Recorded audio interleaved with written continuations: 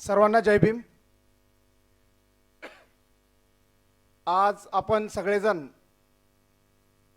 संविधानाचं 75वं वर्ष साजरं करतो आहे। म्हणजे संविधानाचं हे अमृत महोत्सवी वर्ष आहे। या अमृत महोत्सवी वर्षामध्ये देशात एका बाजूला नवचैतन्याचं वातावरण आहे, आनंदाचं वातावरण आहे, उत्साहाचं वातावरण आहे, आणि दुसऱ्या बाजूला दुःखाचं वातावरण आहे, भीतीचं वातावरण आहे।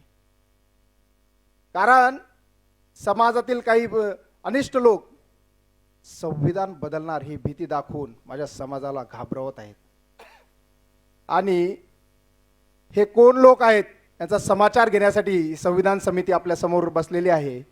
पण मी या मुंबईच्या मंचावरून या देशातील सर्वांना आणि माझ्या समाजाला आश्वस्त करतो, हे डॉक्टर बाबासाहेब आंबेडकरांचं संविधान आहे, कोणाचा बापही हे बदलू शकणार नाही। मग कोणाचाही बाप हे बदलू शकणार नाही, मग ही संविधान बदलाची भीती कोण घालवत आहे? तर 1971 मध्ये या देशात निवडणुका झाल्या आणि इंदिरा गांधी या देशाच्या पंतप्रधान झाल्या। इंदिरा गांधी पंतप्रधान झाल्याच्या नंतर त्यांच्या विरोधात याचिका दाखल झाली आणि 1975 मध्ये इलाहाबाद उच्च न्यायालयाने त्यांच्या विरोधात निकाल दिला। जगमोहन सिन्हा यांच्या कोर्टाने त्यांच्या विरोधात निकाल दिला आणि त्यांचं पंतप्रधान पद धोक्यात आलं। त्यांचं पंतप्रधान पद जाणार हे त्यांच्या लक्षात आल्याच्या नंतर त्यांनी या देशावर आणि आपल्या सर्वांवर एक कायदा लादला होता। त्या कायद्याचं नाव होतं मी सांगेल तसं। म्हणजे मिसा नावाचा कायदा या देशावर लादला आणि या कायद्याअंतर्गत संविधानिक पदावर असलेल्या सर्व नागरिकाचे, मग ते राष्ट्रपती असतील, राज्यपाल असतील, आमदार असतील, खासदार असतील, मंत्री असतील, एवढंच काय तर सामान्य नागरिकांचे अधिकार काढून घेतले आणि या देशात फक्त एकाच व्यक्तीचे हाती अधिकार होते आणि त्या व्यक्ती म्हणजे या देशाच्या माजी पंतप्रधान इंदिरा गांधी होत्या। हा संविधान हत्येचा पहिला प्रयत्न होता आणि मी आपल्या सगळ्यांना निदर्शनास आणून देतो की या देशात एक नाही तर दोन प्रकारच्या उद्देशिका आहेत। एक उद्देशिका आहे जी माझ्या बापांनी डॉक्टर बाबासाहेब आंबेडकरांनी लिहिलेली उद्देशिका आहे, आणि दुसरी उद्देशिका आहे आणीबाणीनंतर इंदिरा गांधींनी या देशावर लादलेली उद्देशिका आहे। इंदिरा गांधींनी आणि काँग्रेस पक्षांनी संसदेमध्ये कोणत्याही प्रकारचं बहुमत नसताना, विरोधी पक्ष हजर नसताना या उद्देशिकेमध्ये बदल केला आहे। आणि आपल्या सगळ्यांना माहिती असावं की भारत हा एकमेव असा जगातील लोकशाही देश आहे ज्याच्या संविधान उद्देशिकेमध्ये बदल झाला नाही। कोणत्याही लोकशाही देशाच्या उद्देशिकेमध्ये आतापर्यंत बदल झालेला नाही। म्हणजे बदल काय होते तर आपल्याला राजकीय फायदा मिळेल असे पूरक शब्द या संविधान उद्देशिकेमध्ये घालण्यात आलेले होते।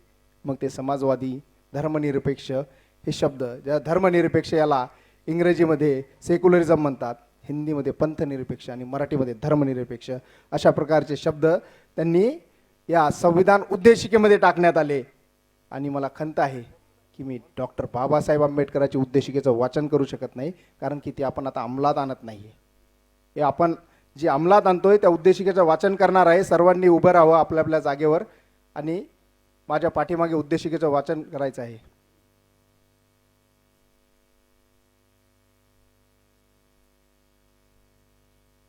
आम्ही भारताचे लोक, भारताचे एक सार्वभौम, समाजवादी, धर्मनिरपेक्ष, लोकशाही गणराज्य घडवण्याचा व त्याचा सर्व नागरिकास सामाजिक, आर्थिक व राजनैतिक न्याय, विचार, अभिव्यक्ती, विश्वास, श्रद्धा व उपासना याचे स्वातंत्र्य, दर्जाची व संधीची समानता निश्चितपणे प्राप्त करून देण्याचा आणि त्या सर्वांमध्ये व्यक्तीची प्रतिष्ठा व राष्ट्राची एकता आणि एकात्मता याचे आश्वासन देणारी बंधुता प्रवर्धित करण्याचा संकल्पपूर्वक